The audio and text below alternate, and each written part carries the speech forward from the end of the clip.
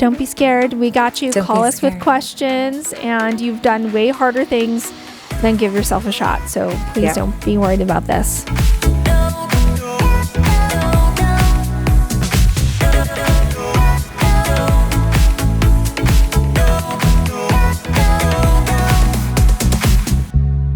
Hi everyone, welcome to Lipstick and Lipo, your unfiltered guide to plastic surgery. I'm Dr. Ashley Amalfi here with Dr. Smita Ramanathan, my dear friend and fellow plastic surgeon. And we have a great little series for you, and we're finishing up our show and tell.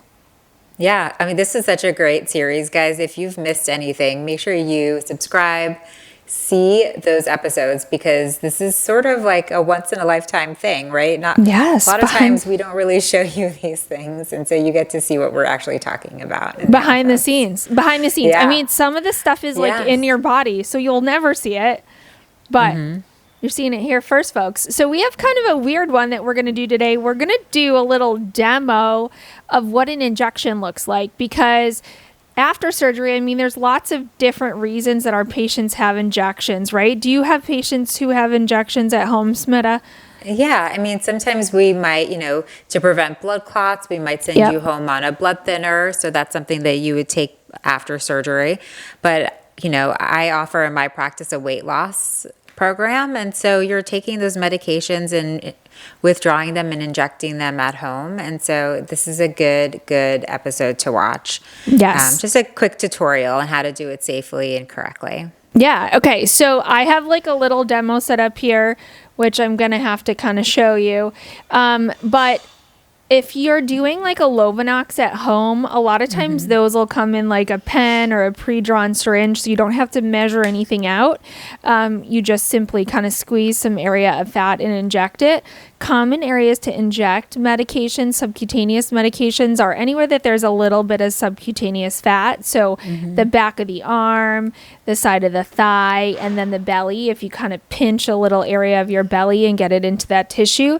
And you want to rotate around if you're doing these more than once, because you don't want to get that area you don't want it to get that area bruised. You want to constantly have a new injection site. You want to keep it clean. Sorry, go ahead. I was going to say the one thing you should avoid doing is injecting it in your surgical site. Yes, so true. If you had a tummy tuck, don't go put it there in your tummy. No, only like a GLP-1 in your tummy if you're doing a weight loss med there. But you want to clean the site. So little alcohol pads, you can get them at the store. Usually a lot of these injection meds will come with it. If not, just grab a little pack. So you want to clean the site that you're going to inject. I'm obviously not going to inject my own hand. I have a piece of fruit here that we're going to inject. You want to clean the injection site and the top of the bottle. Even if you pop the bottle off, it's just good medical practice to clean the top of the bottle as well. And then if you have a little needle and you need to draw up your own med, you're going to safely remove that cap and save it. And then you're going to, in a perpendicular way, stick that needle right into the bottle. I'm sure my nurses will see this and say that I'm not doing this correctly. And that's how I do it. So then we're both wrong. Yes. So, and then you usually flip the bottle, and you want to make sure that there's no air bubbles in the medicine that you're drawing up. And then you're going to just look at the numbers on the syringe and pull to the desired amount. And your bottle or the directions are going to say, if you have to draw up your own medicine, it's going to be very, very clear how much medicine you have to draw up. So you want to make sure you draw up the right amount. And then you have it in this tiny little needle, which is common for weight loss medicine. And then I asked my kids to bring up something that I could inject. So they brought a banana. Which is probably going to be easier than like an apple or something. But when you inject a medicine, you want to make sure that you kind of pinch up the skin that you're going to inject, so that it's going to feel more comfortable, and the pinch kind of distracts you too. So you kind of pinch the skin between your fingers, and you want to make sure that that needle goes all the way in that plunger. And just like when you pull the medicine up, you want to go straight down. So you just kind of quickly push it straight down, and then you're going to hold it stable and inject the medicine. This banana is going to be numb. And then we pull it straight back out. You don't want to pull it at an angle because you can scratch the skin and things like that. And if there's a little bleeding, you can certainly put a Band-Aid on. But with all of these meds, the needles are so tiny that you probably won't even need a Band-Aid at that site because it'll stop immediately. And then your sharps should be disposed of in a sharps container because you certainly don't want anyone to get stuck in the garbage. A nice little household hack if you don't have a sharps container is to just use like a can of Diet Coke that's empty, just because it's metal and you can put them in there and you can certainly bring them back to the office for someone to dispose of properly. I love that hack. I have never even heard about that. But really?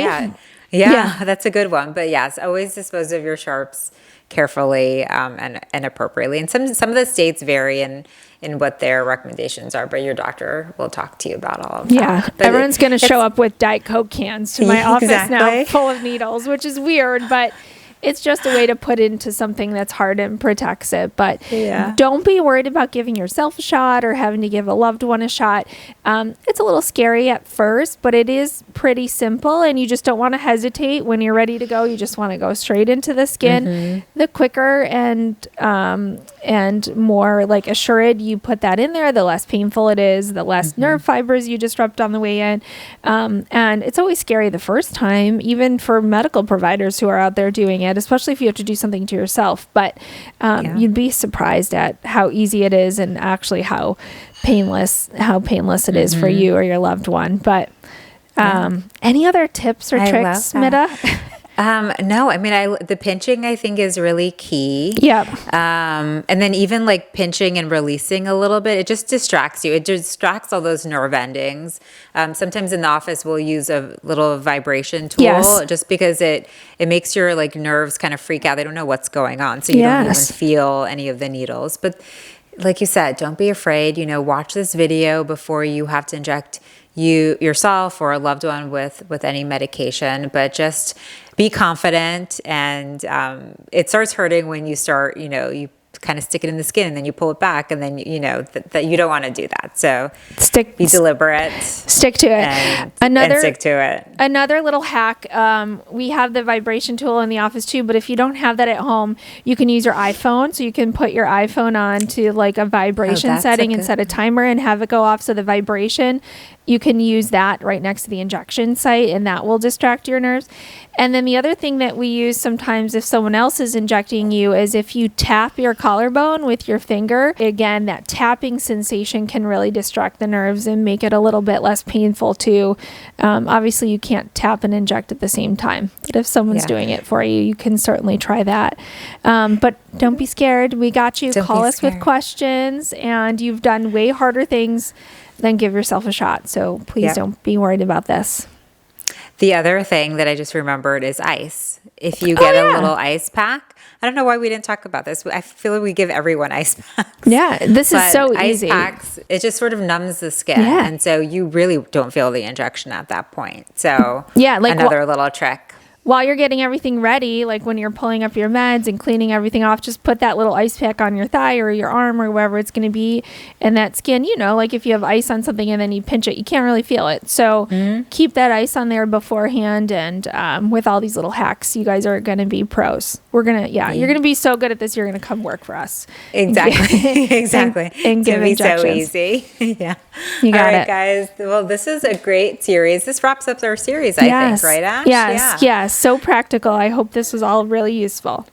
Yeah, and come back, subscribe. We've got a lot more great stuff coming your way, but it's always great seeing you guys. So we can't wait to see you next week. And Ash, always great seeing you. All right. We'll see you for your next series.